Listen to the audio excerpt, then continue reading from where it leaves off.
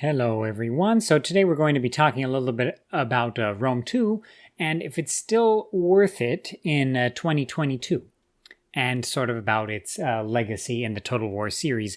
So of course last year I published a video that was essentially a full review of Rome 2, right, and all the campaigns and everything and what I thought of its mechanics. And in that video you can basically see my general opinion of the game, right? So, it was a positive review all in all, but there are a lot of aspects that I'm conflicted about, that I don't like. And here, I just want to make this a more sort of free-flowing video. And we're going to see what conclusions I come to when I do this style of video, huh? Okay, so first I'm going to be talking about the grand campaigns here. I actually have Rise of the Republic 2, just not with this Steam account. So, of course, there are many campaigns in Total War Rome 2, and that's one of the points in its favor. There are many official campaigns, and that's, of course, a good thing. I like that. I like that fact. Now, so 2 and 3 of the campaigns are what I call grand campaigns. So you've got the main grand campaign, right, that starts 270 BC, the sort of standard 3rd century, 2nd century BC rise of the Roman Empire sort of thing and Roman conquests. And then you have Imperator Augustus, 41 BC start date. And this was, of course, a free DLC, a FLC, if you want to call it that. And I like this very much. I like that they made this a free DLC. And, of course, they put some effort into this one because they actually changed up the map a bit. They changed up the provinces and the sub-cities within each province and province capitals and names, based on historical considerations.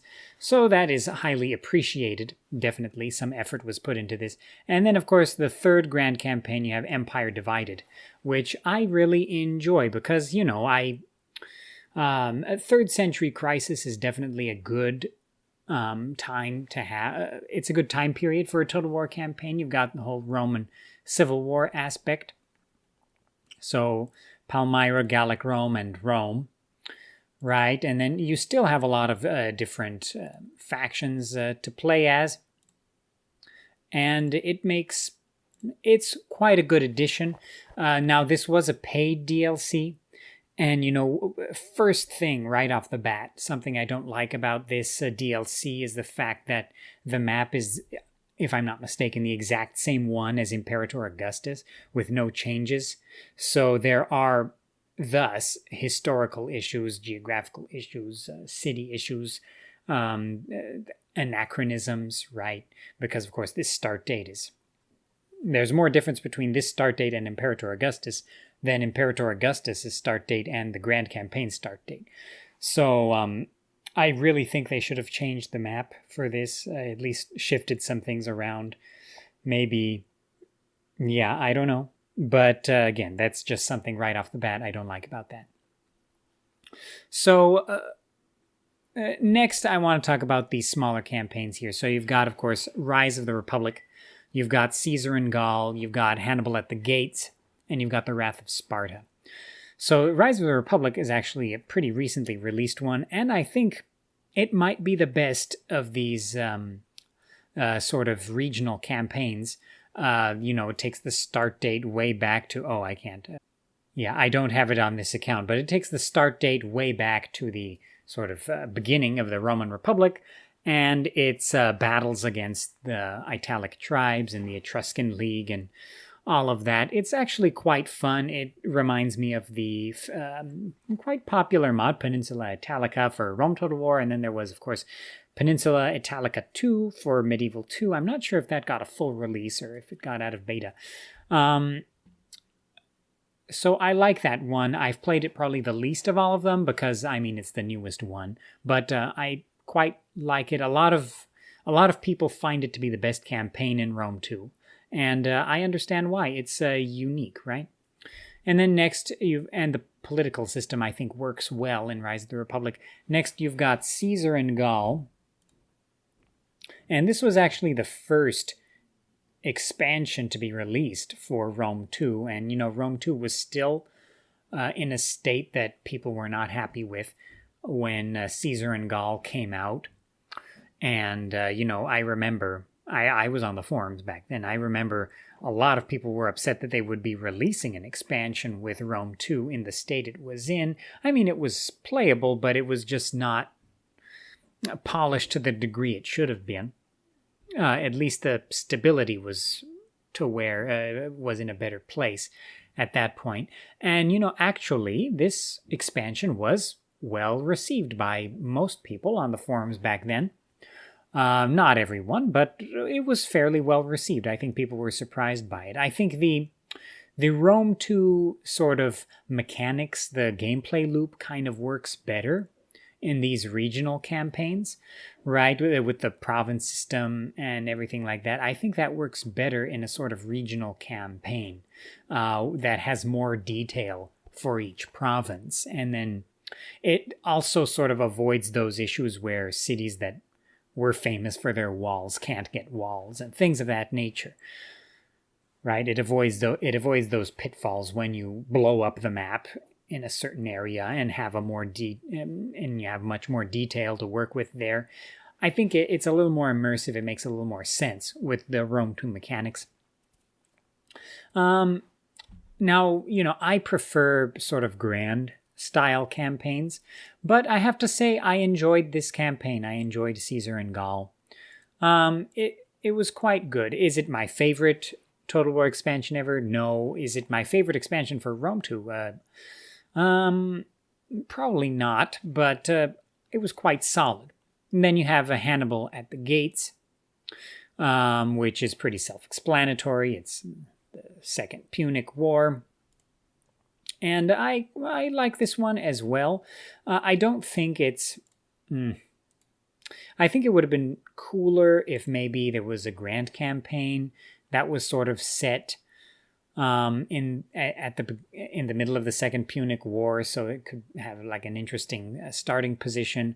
But this one is fine. I suppose it might be my least favorite of the regional campaigns, because I think it works better as a sort of grand scenario, as like, I don't know.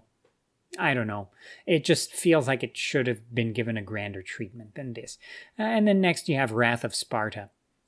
And I actually feel like they put a lot of effort into the atmosphere of this campaign, the Wrath of Sparta campaign.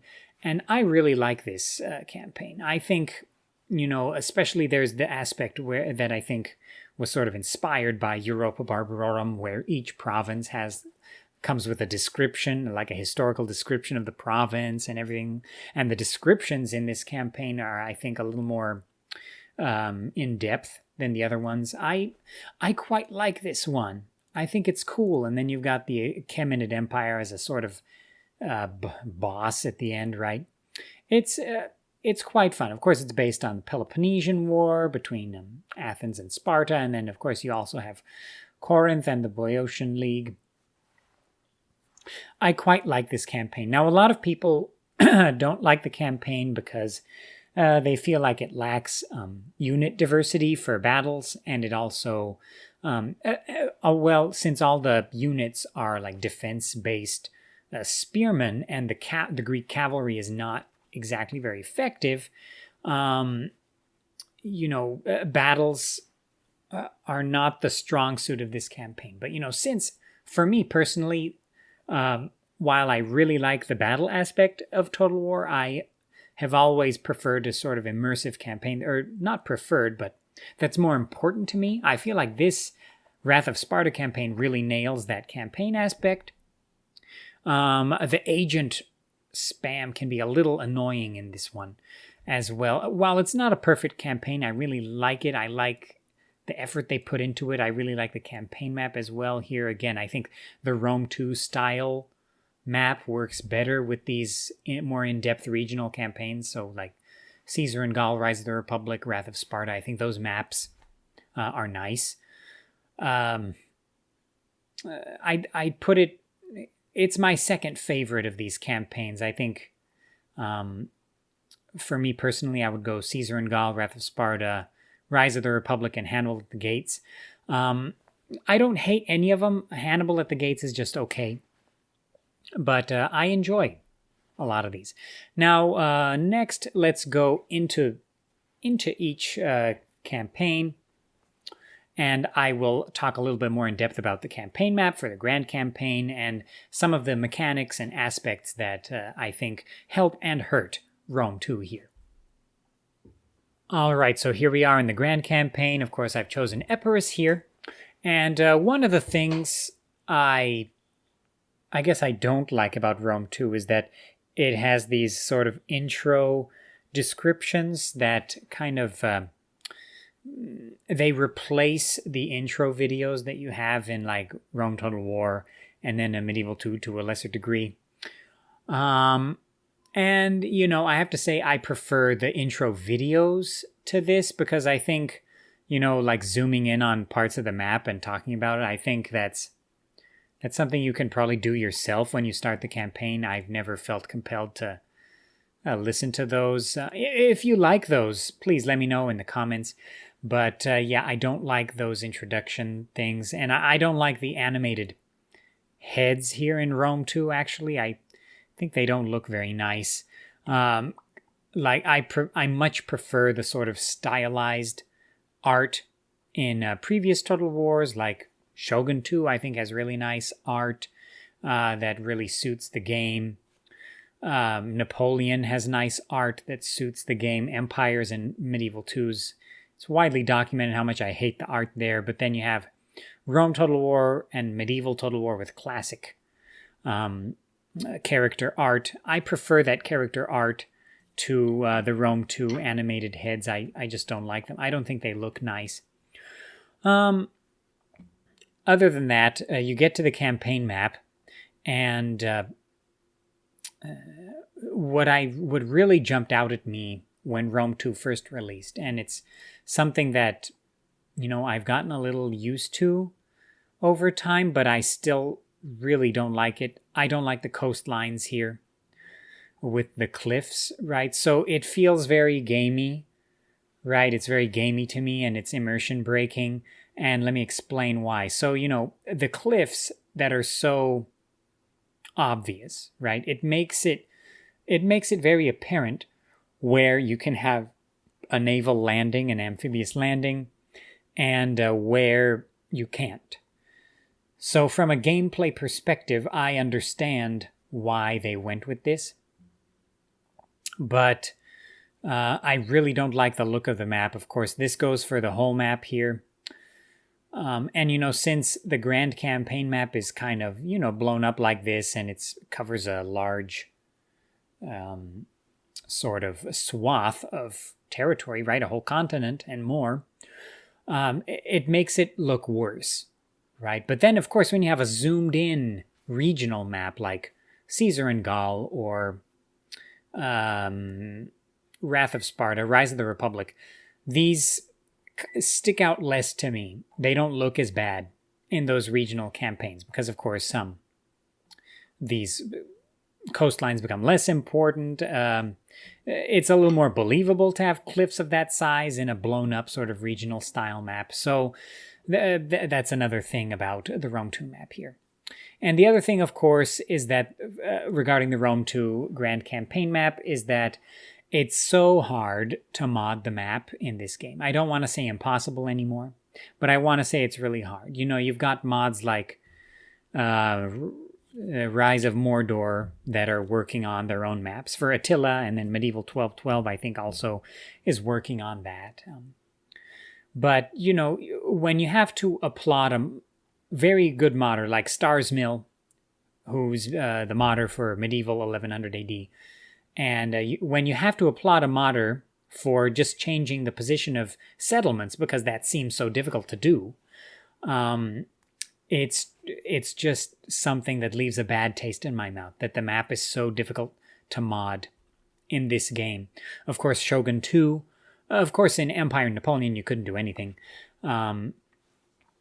Of course, Shogun 2, you got the map tool, and then a lot of people utilized it, so that was nice. I think it saw perhaps a little less utilization than people would have liked, but I think that's because it was released so late. But of course, there are many nice mods for Shogun 2 with the map tool. And there are a lot more coming, so I might actually cover them on the channel. I've never covered the map mods on my channel for Shogun 2, so I will be doing that. But like I said, it's not impossible to change stuff in the map, but you can't change the regions, right? You can't blow up the map. You can't make the map more in detail. You can't do that. You're stuck in Rome 2, at least, for all the mods for Rome 2 I'm aware of. You're stuck with just changing the position of cities and the names as well. And of course, the only mod that I know of that has done that is Medieval 1100 AD that has changed the position of settlements. So again, props to Starsmill for doing that and the Medieval 1100 team, but it shouldn't be that difficult. I mean, for me, the joy of a game like Rome Remastered comes in the fact that you see so many different mods, so many different grand campaign mods that feel very different from each other because of the map. Because they use their own maps, their own projections, their own sort of spread of provinces and settlements. And that's something they can choose. But in Rome 2, right, you fire up Divide et Impera Grand Campaign, it looks like this. You fire up, Wars of the Gods, it looks like this. Parabellum, it looks like this. So that bothers me. It makes me lose my motivation to keep talking about the same game, right? So I can make, in a couple months' time, I can make 100 videos about Rome Remastered mods, Rome Total War mods, Medieval 2 mods, because I won't get bored, because I won't be firing up the same map every time. But, and then of course, this also has to do with work in the background that I'm not recording, right? I have to test and things like that. So, I mean, it wears down on you when you just boot up the game and boom, it's the same exact map, can't be changed, and it just really bothers me, okay? There's my campaign map rant for Rome 2. I will not talk about the inability to mod the map anymore. Okay, but again, props to Medieval 1100 AD, so please check out their mod. I'll leave a link in the description or something. Okay. So next, of course, big difference from... Okay, let's start with settlements.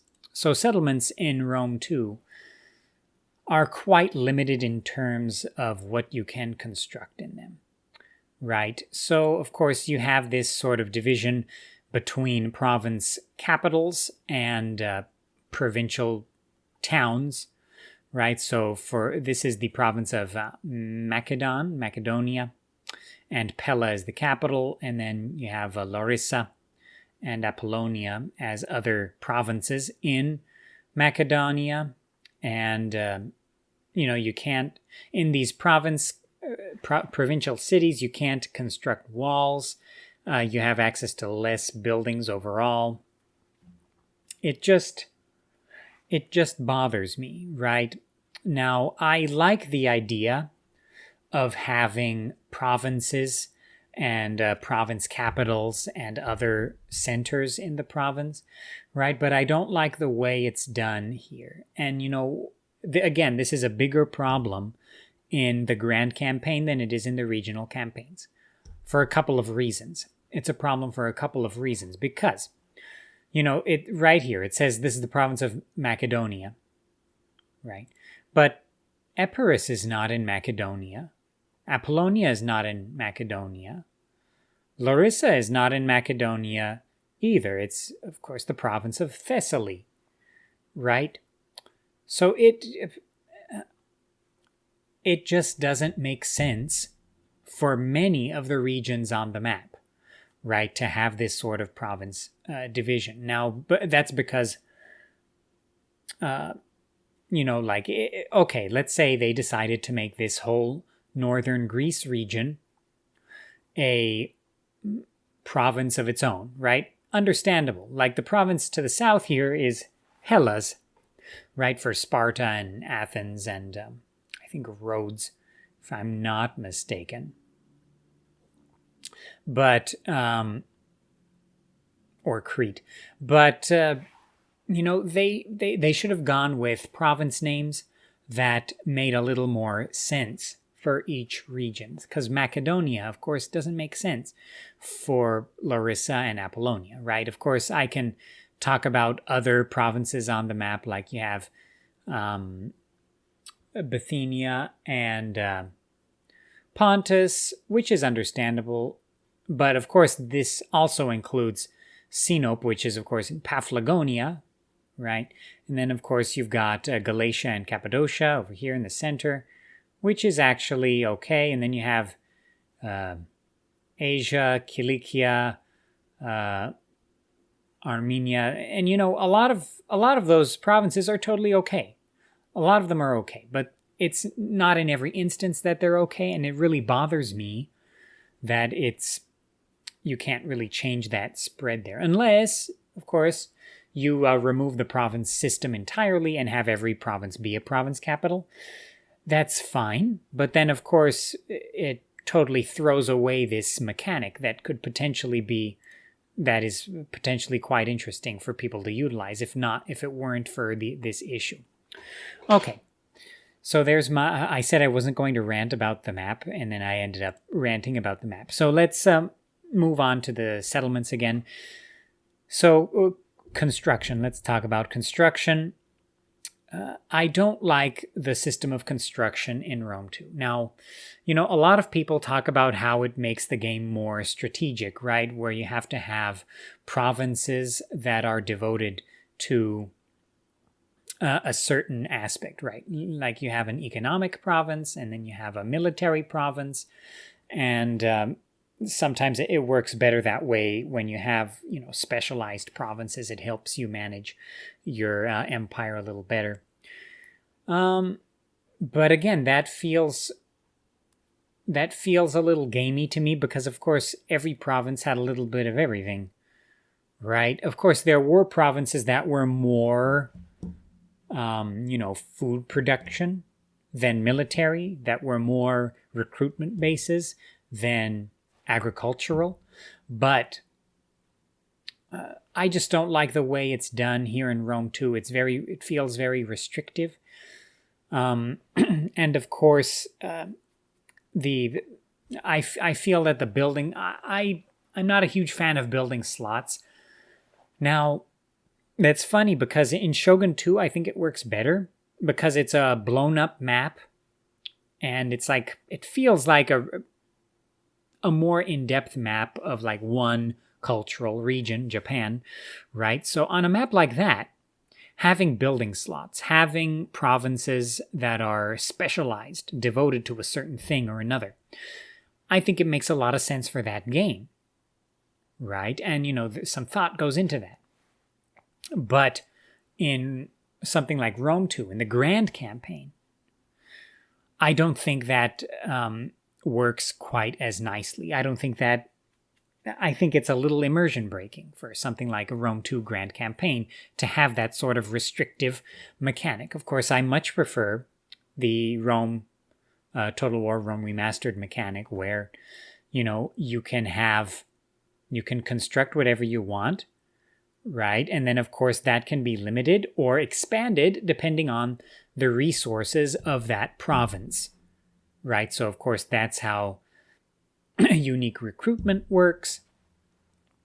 That's how, constructing mines, like silver mines, you can only construct that in a province that has silver and things like that. That makes a lot more sense to me. I much prefer that. And, of course, in some mods, you have the thing where if you construct certain buildings and certain building trees, that gives you access to certain other buildings, and it prevents you from constructing certain other buildings. So there are a lot of considerations here. And I think there are a lot of strategic opportunities and modding opportunities that you lose when you have a system like this, where you have limited building slots that slowly grow as you grow your population. But again, I don't like having, such strict limitation, especially in this sort of a grand campaign kind of a setting, right? Like, I have this pretty nice kingdom here, comprised of Epirus and Thessaly, and I don't even have a farm building. That feels off to me. There's something off about that for me, that it just doesn't compute as well, right? Like in Shogun 2, again, it was done differently. Every province had a farm building. Now, that the fertility of that farm, the income you got from that farm, depended on the fertility of the province, and I think that's how it works in Rome. Total War as well, Rome 1. But, like here, I don't even have any farm building to upgrade or manage, unless I construct it here, which I can, but I might do that. But yeah, in any case, that's my rant about the building system. Again, for the regional campaigns, I think this actually works okay. This sort of limited building slot system, I think that works okay. Like for something like Thrones of Britannia, right, which is a regional campaign, like a blown up campaign map. I think having the limited slots, I think that works okay. I think they took that a little too far in Thrones of Britannia, of course. But I think something like this would have worked better in a regional campaign like Thrones of Britannia. And I think it works better for the regional campaigns like Caesar and Gaul, Wrath of Sparta, and Rise of the Republic. Again, these sort of specialized provinces that you're kind of forced to have because it's really hard to make well-balanced provinces with this limited building slot system. Again, I think this works better for regional campaigns. Again, I think this game works better for regional campaigns, all the mechanics and everything. Okay, next I want to talk a little bit about armies. So as you can see here, armies have stances. I think this is a good thing. Now, I think it's a little too limiting. It feels a little gamey because it says, like, to have the raiding stance, it costs 50% of a force's total movement range. I don't like that. I don't like that, changing the stance to raiding costs 50% of total movement range. I think you should be able to move like all the way close to Epidamnos and then go into raiding mode. Now, raiding mode can, give you a morale penalty or like a deployment penalty, right? Let's say you're automatically ambushed if you're in raiding, or your army is split up into small groups when you're attacked while in the raiding stance. That would make more sense to me for something like that. But again, that goes for all of these stances a little bit.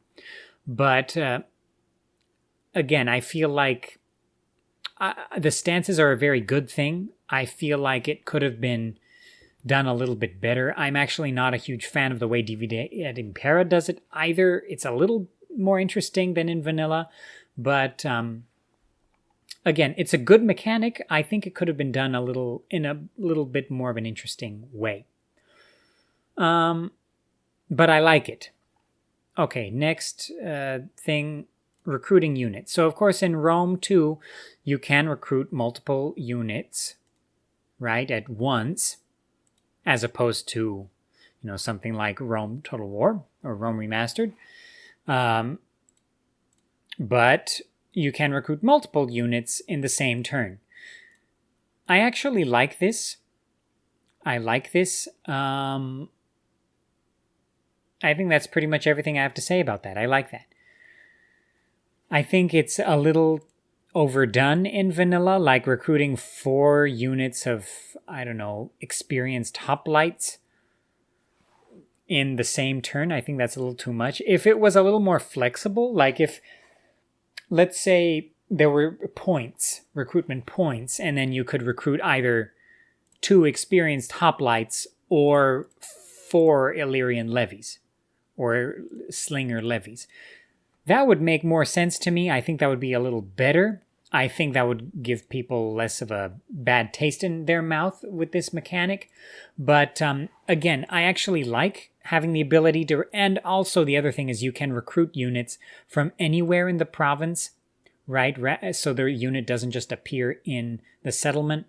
And, that's one thing Rome 2 has definitely over Rome 1.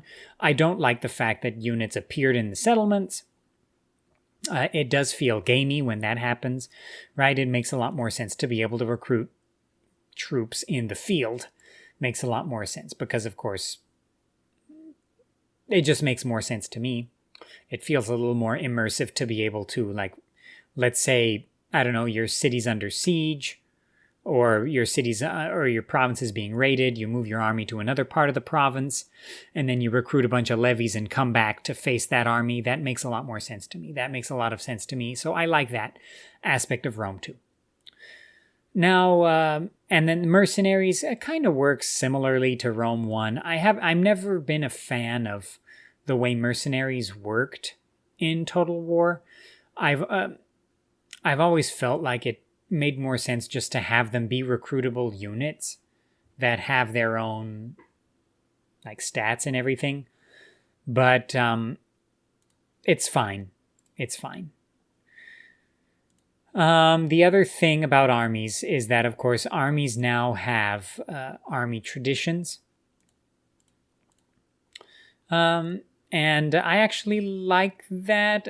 I semi-like it. I semi-don't like it.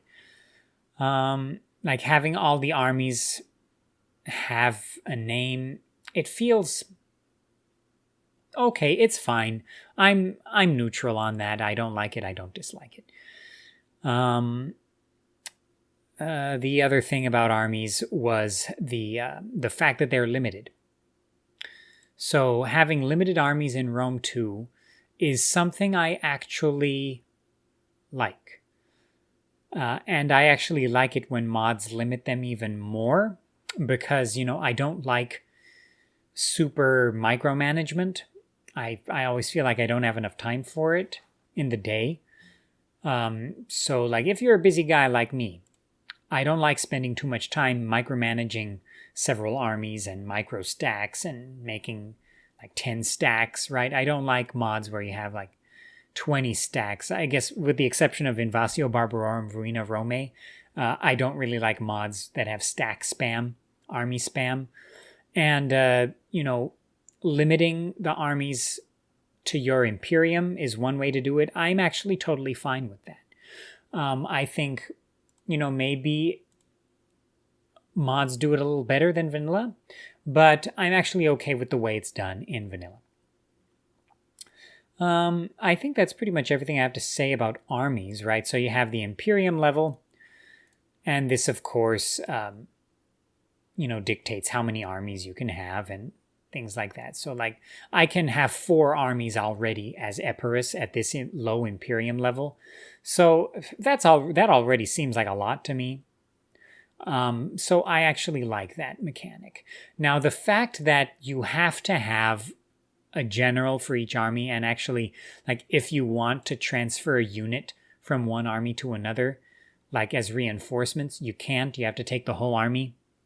I don't like that at all. I think if you take this unit, you should be able to have it go reinforce your other army. Like, at least if you're within the movement range, I think that should be possible. It should be possible to transfer.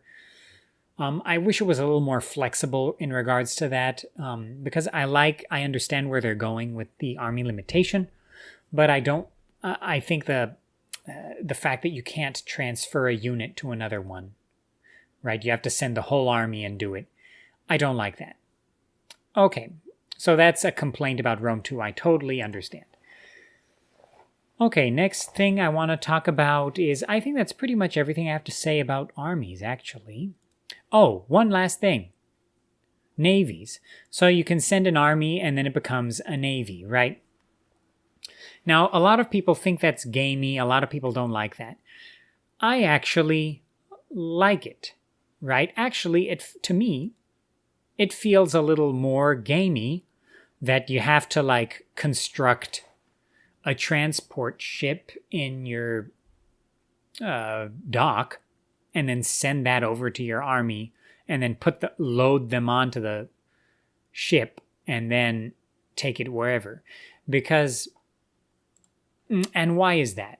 That's because, if armies got to the coast, like let's say Xerxes' Achaemenid army got to the coast, they can construct transports, they can construct bridges, right, in order to make it to the other side, right? If your opponent has a navy to block you, and especially if it's a navy of actual warships, then you're doomed. Or, well, you're not doomed, but you're either blocked or you've got some transport ships that can be ambushed and destroyed, right? I actually like that. And, like armies would go to the coast and they wouldn't just stand there and wait for navy to come. I mean, of course, sometimes they did, depending on the situation. But a lot of the time they could construct ships or small transport ships or use local transport and then just get across to wherever they were going, right? So I actually like that there's this added flexibility here that you don't need to have transport navies constructed in docks and then load your guys onto the warships. So, yeah, I actually like this. I know I'll get attacked in the comments for that, but that's just my opinion. Okay, so I think that's pretty much everything I have to say about armies on the campaign map. So next is the diplomacy. I actually like the way diplomacy works here. Now, because I'm so used to the older games, I always forget about this diplomacy screen. I wish there were more diplomatic options in Rome 2. It feels very bare bones, right? And it always feels like everyone rejects what I want, even if it's very standard, like a trade agreement with the RDI. Like, why would they refuse that? They're fine with me. Like, they don't hate me, so why would they not trade? I know some people say, oh, just give them a gift and then they'll accept, right? But that feels gamey to me. I totally get it. I understand, but okay, diplomacy, all in all, it's a step up from original Rome Total War. That's not saying much because diplomacy in original Rome Total War and Medieval 2 to a degree was a joke. In Rome Remastered, it's a little better, right? It's a little more clear anyway. And the AI is a little better. It doesn't say as many ridiculous things. But yeah, all in all, diplomacy is okay. It's okay. Next thing I want to talk about is the tech tree. So I'm actually okay with the tech tree in Rome 2. I actually like the divisions here. I feel like these first techs are a little basic to me. I feel like maybe this UI could have been done a little bit better because when it's all separated like this and you don't see everything at once, like maybe I'm just used to civilization, but sometimes I can forget about the other tree, and sometimes I feel like maybe it would be better if you could research a military tech and a civic tech at the same time. But all in all, it's fine. I prefer the tech tree in Shogun 2 because I think I actually just described the tech tree in Shogun 2. You can't research both the civic and military tech at the same time in Shogun 2, but the fact that you see the whole trees branching out together and you can see them all at once, I prefer that to this. I don't like that they're separated here. I just don't like it as much. It's fine.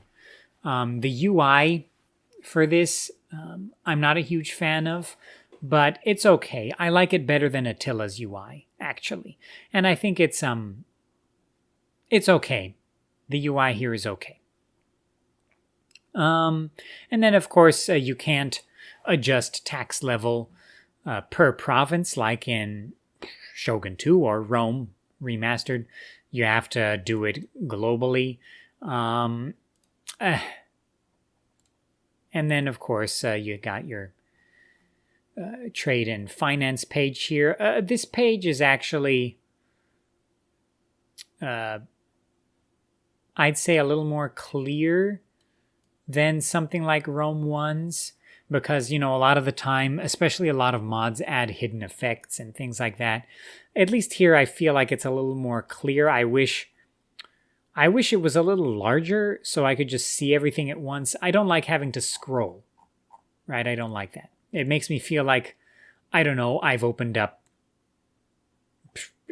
Charles Schwab trade desk or whatever the Merrill Edge program is, and I'm looking at scrolling through my stock portfolio. I don't like scrolling in a game like this, unless I'm scrolling through a description.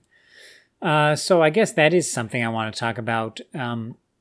These descriptions here, I prefer Rome 1's. I feel like it feels a little lifeless to me, these text boxes. But yeah, that's just me. So next thing I should talk about are the agents. Agents, of course, in Rome 2, you've got a few different types of agents. You've got the spies, the dignitaries, and the champions. And these, of course, change depending on what culture your faction is. Like you have, if you're an Eastern culture, you have like eyes of the king, ears of the king, things like that.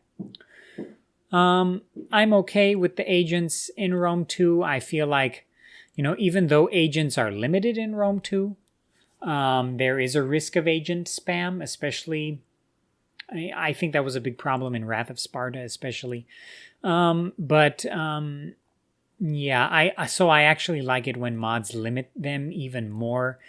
I'm okay with managing a few agents and defending against a few enemy agents, but you know, when like 30 spies are sabotaging your army, it just feels ridiculous and gamey and immersion breaking, and I don't like that at all. So, like at the beginning where everyone has access to like one spy, and not the other ones, and then you unlock more, and then things like that. I prefer it being limited like that. Okay. Next thing I should mention is the art style here in Rome 2. Again, I talked about the aesthetic of the campaign map that I don't like. I think this aesthetic works better for a regional campaign than it does for the grand campaign with the whole coastline thing and the cliffs and the landing areas. But the other stuff like armies turning into horses when they're moving, and characters as well, the animations, the liveliness of the map, the look of everything, and then, of course, the 2D art. I think it all works pretty well. Now, I think I've made it clear the 2D art in Rome 2, I don't hate it. I think this sort of Greek vase, black vase style art would work a little better if it was just in like Wrath of Sparta, right? The Greek campaign. I think that would work a little better for that, rather than having it here on the Grand Campaign for all factions. I think a style that's a little more universal, like the style in Empire Divided, I think that would have worked better for the Grand Campaign. I know a lot of people don't like the Empire Divided unit cards, but I think they're fine, and I think they would have worked better for the Grand Campaign. And then I wish maybe they could have been different depending on the culture, but I'm okay with the unit cards. I know a lot of people jump on these unit cards and they don't like them. They think it's too minimalist, but I actually like them. I'm okay with them. I'm going to go on record and say I'm okay with Rome 2's Grand Campaigns unit cards. I wish they were just for Wrath of Sparta, and then you had something a little more universal like the Empire Divided ones for the Grand Campaign, but I'm okay with them. I'm not a huge stickler about them. Now, of course, when you compare that to something like the unit cards in Medieval 2, I don't like, for example. The unit cards in Napoleon, in Rome 1, I like, right? So it's all subjective, right? So that's just my opinion. Okay. So next thing to talk about here is, battles. So yeah, let's get into a battle and I will talk about it. All right, so here we are in a battle. And first things first is, I like that you can choose the eras for the battles here. So actually, I've chosen the Empire Divided era, right, for this. So I have the Empire Divided unit cards. And as you can see, I quite like them. I like the unit cards here. They are very, in Rome 2, the unit cards are pretty... the units have the same sort of pose in all of them. It's pretty consistent. I actually like that. A lot of people don't seem to like that. I'm okay with that. It makes it easy to distinguish certain units, right? I know some people don't like that the faces, a lot of the faces are the same, but I think it's fine. I quite like it. It feels kind of uniform. And actually, for the units in these different eras, I think the Rome 2 units look pretty nice. I think overall, the graphics in Rome 2 for battles, I prefer the aesthetic here than in the campaign. I think the campaign doesn't look nearly as nice as it should, but in battles, I think it looks pretty nice. So that is, again, a sort of conflicted thing I have with this. Again, actually, it's sort of similar to Medieval 2. I really like the way Medieval 2 looks in battles, but I think on the campaign map, it doesn't look quite as nice. So another thing about battles here is that, you have different classes of troops, right? So you have like spear troops. So where are my spear troops here? So I have the Eastern Infantry in the Empire Divided campaign. It's actually a pretty decent sword-armed unit, so that's actually kind of nice. Definitely better than the standard Eastern Infantry everyone remembers. So they are melee infantry, so they are sword-armed. It's very clear, right? And then, of course, you have, where are my spearmen? Oh, you have a pike infantry, so infantry with long spears, very good against cavalry, very defense-oriented, right? These are the pikemen. And then you have spearmen, so they have shorter spears. Yeah, and it's pretty clear based on the icon. And now on the flag, now it's very gamey when you have the icon on the banner. So yeah, that's something I don't like, or I wish it could be changed, but it is what it is. And then, of course, you have archers. And you have horse archers, missile cavalry. That's all very clear from the icons on the banners. And now for cavalry, actually, there's a pretty interesting distinction here. So we have these, this is what the noble cavalry. And they actually are melee cavalry. So while they do have decent charge, their charge is not as good as the charge of, for example, the Eastern Cataphracts here. And of course, the Eastern Cataphracts are a little better armored. And of course, their melee is a little better. So if they got caught in a melee, they could hold out for longer than the Eastern Cataphracts. Now, I think that's kind of cool. I think this kind of comes from Shogun 2, where you had the katana cavalry that was kind of a melee cavalry, and then you had the Yari cavalry that was sort of like a charge cavalry, but more of an anti-cavalry unit. It's different here in Rome 2. I think it feels a little more gamey in Rome 2 than it does in Shogun. Actually, it's pretty gamey in both. I don't think it feels that realistic to have like a melee cataphract like these Azat Knights, and then you have a charge cataphract, like a cataphract that's clearly better at charging. That feels a little gamey to me, but in terms of, strategy, multiplayer, I actually think that is pretty cool, right? So I can understand why, I don't know, a multiplayer person might prefer Rome 2 to Rome 1, for example, or if someone who prefers battling on multiplayer. I've never liked doing battles in multiplayer except for Shogun 2, because Shogun 2 had the very nice multiplayer, that avatar system. But in any case, next thing I want to mention are the missile units. So of course, in Rome 2, missiles are... They don't feel as impactful as they are in like Rome 1, right? So they feel like... It feels like geography doesn't play as important of a role in terms of missile units, and that's unfortunate. I really wish, I think it has to do with collision and things like that. It just doesn't feel as good, right? Another thing I want to mention, I'm not going to fight this battle to win. I just want to, make a few points about battles here.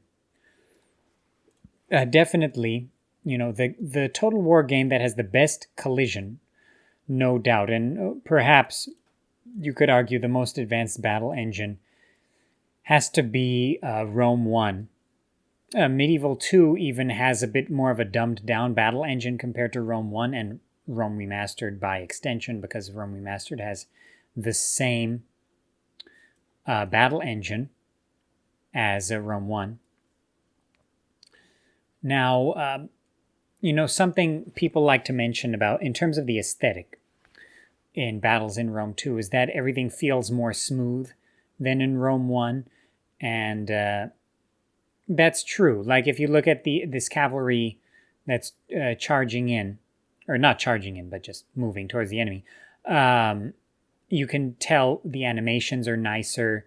The unit skeletons are way better, way higher quality than Rome 1 and Rome Remastered 2, and Medieval as well. So definitely things look a lot more advanced in that regard. It feels more advanced, especially the animations. Like when you look at these smooth animations, it looks nice, I have to say. So battles definitely feel a lot smoother in that regard in terms of animations. And that's an important thing because it really improves the feel of the battles, I must say. You can argue about battle mechanics and things like that all you want, but the feel of the battle really is huge, right? It's a huge thing. So I don't want to discount that at all. Where are my archers? I forgot them. Now, when units are fighting in melee, like here, you have this sort of matched animations, right? And, that's something that I don't think works well for something like Rome 2, where, formations, holding formation and all that is super important.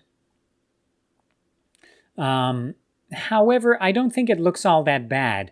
I think a more important thing is the collision. So you just saw that cavalryman just like zoomed through these guys and then I think died.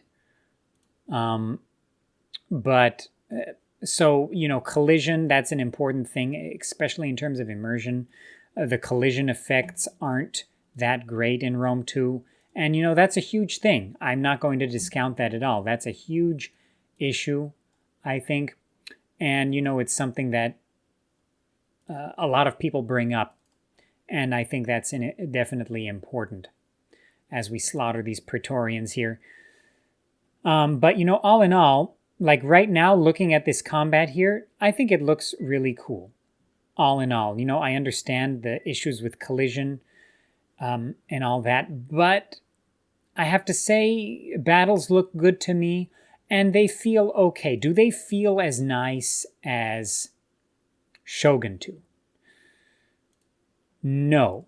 But I mean, Shogun 2 is like maybe my favorite Total War game for a lot of reasons. And the feel of battle is one of them. So it feels a little unfair, right? But, you know, I think Rome 2's battles are maligned a little too much. I think a lot of people maybe overblow those issues. And, you know, there are a lot of videos that do go into the nitty gritty of battles and, you know, talk about, I don't know, the missiles and all that and the collision. But I think it's okay. I think it's okay. Now, I think the battles feel better than Medieval 2. Definitely feel better than Medieval 2. Medieval 2 has a sort of sluggish feel to me, right, that I don't like. I prefer Rome 1's collision, and I prefer the pacing of something like Shogun 2 to that. And I actually prefer the pacing here. I think the pacing in Rome 2 vanilla battles is actually pretty good. And of course, I'm managing this battle live, so please, I'm not really managing it, I'm talking. But again, this is more just for the feel and the aesthetic. I really like the aesthetic here. I think they did a good job, and I think the battle mechanics are good enough. Okay, all in all, I think that's pretty much everything I want to say about battles here. So let's get back to the main menu, and I will give you my conclusions about Rome 2. So, you know, Rome 2 as a complete package. Let's talk about it for a second. You've got... let's talk about the DLC for a second. So you've got, you know, with the vanilla game, with the basic Emperor Edition you can get now, you get the Grand Campaign and Imperator Augustus. And then if you get that Sparta Edition, you get Wrath of Sparta too.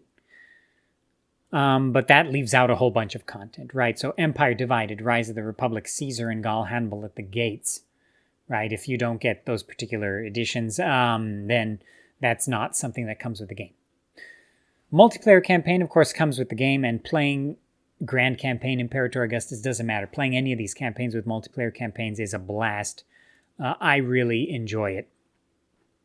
It's perhaps my favorite aspect of the modern Total Wars is that multiplayer campaign mechanic. Now, these regional campaigns, are they worth it? If you like Rome 2, then they are definitely worth it, right? They are all, they differentiate themselves from the Rome 2 Grand Campaigns, and they differentiate themselves from each other with their mechanics. So I like the regional campaign DLCs. I think they're cool. I like the new maps. I think they look nicer than, you know, the standard Rome 2 stuff. But then you have a lot of DLC like Desert Kingdoms, Black Sea Colonies, faction DLCs. Are those worth it? No. I don't like those DLCs at all. I don't like faction DLCs. I don't think they add enough. And, you know, the fact that those factions become locked from mods just because you don't have that faction DLC, I hate it. I hate it just as much as I hate Civilization DLC in Civilization. And, of course, Paradox has some bad DLC. I really hate faction DLC. You know, I like expansion DLC. I like it if it adds new mechanics to the game. If it patches the game, adds mechanics to the base game from the expansion, you know, those are things that are worth it. Make it worth your while, like Barbarian Invasion for the original Rome Total War. Or, what's another good example? Fall of the Samurai standalone expansion for Shogun 2. Love it. But, these faction DLC and then the unit DLC. Is it as bad as the unit DLC from Empire, Napoleon, or Shogun 2? No, I think unit DLC is worse. But I really hate the faction DLC in Rome 2. I don't think enough was added for those factions to make it worth your while. So is the game worth it in 2022? I'm going to say it is. If you can get it at a deep discount for perhaps the Emperor Edition or that edition with Wrath of Sparta, and then the expansions at a nice discount, I think those are worth it. Faction DLC stuff, I don't think is worth it. Get Rome Remastered or Medieval 2 and play mods if you want to play as a whole bunch of different creative, unique factions with unique mechanics, right? Download Europa Barbarorum 2. Don't get those faction DLC for Rome 2. Is it a game? It's a very polarizing game. It's the most popular historical Total War. You could argue it's more popular than... It's the most popular of the Total Wars that matter, right? Let me put it that way. It's also the most hated, I think. I think it has the most people that hate it. I don't hate it. I don't love it.